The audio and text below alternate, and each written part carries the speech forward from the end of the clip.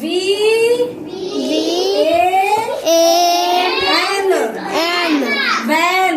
Van में भी एक ही आवाज निकल रही है, एक ही ध्वनि निकल रही है। यस और इसके बाद F N fan fan. T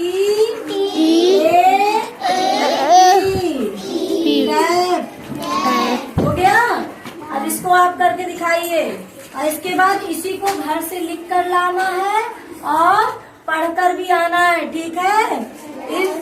इन गानों को पढ़ने में हमें काहे की ध्वनि निकलती है? ए की। ए मीन्स आ, मैट, आई, ए, ठीक है। आई की, काहे की? आ, ठीक है। बंद कर दे। चलो करके दिखाओ।